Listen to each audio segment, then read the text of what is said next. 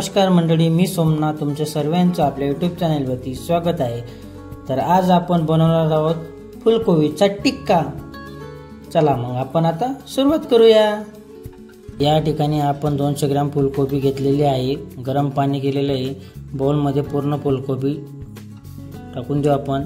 हळद पावडर टाकू आपण त्याच्यात, त्याला मिक्स करून घेऊ आणि आपण याच्यात बाउल मध्ये मसाला टाकू। टिक्का मसाला, कॉर्नफ्लॉवर, मीठ, मिरची, कोथिंबीर, लसूण अद्रक पेस्ट आणि याला असं मिक्स करून घेऊ। असं याला थोडा वेळपर्यंत मिक्स करून घ्यायचे। आपण आता याच्यात फुलकोबी ऍड करू। फुलकोबी पण मिक्स करून घेऊ। नंतर मी याच्यात थोडी मैदा यूज केलेला आहे, 1 वाटी। आता आपलं मिक्स केलं झालेलं आहे। आपण याला आपले झालेले आहेत। तेल गरम होतंय। तेल गरम झाल्यावर आपण याच्यात आता आपला जो टिक्का आहे तो तळून घेऊ। जसं हळूहळू एक एक एक एक एक एक त्याच्यात टाकायचं। 5 मिनिटं एक साइड होऊ द्यायची, मग पलटून घ्यायचं त्याला। गॅस मी मीडियम फ्लेम वरती ठेवलेला आहे।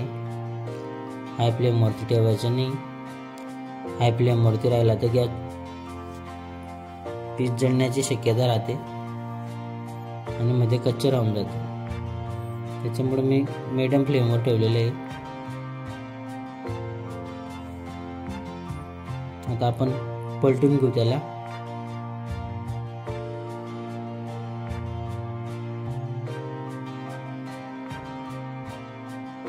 मध्ये मध्ये 1-2 वेळेस हलवत चालवत राहायचं त्याला। आता आपले झालेलं आहे, आपण काढून घेऊ। आपण आता असा पूर्ण टिक्का काढून घेऊ।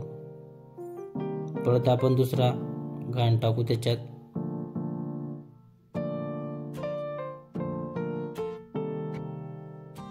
याला पण असं पूर्ण तळून घेऊ।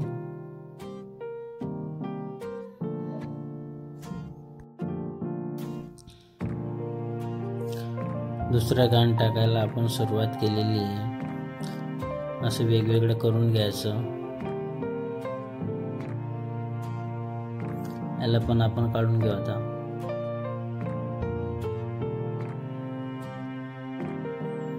आता आपली प्लेट मध्ये फुलकोबीचा टिक्का रेडी आहे। याच्यावर आपण आता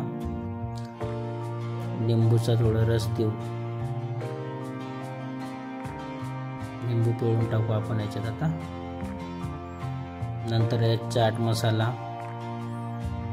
मसाला पण पूर्ण पीसला लागायला पाहिजे, म्हणून पूर्ण असं हळूहळू टाकून देतो।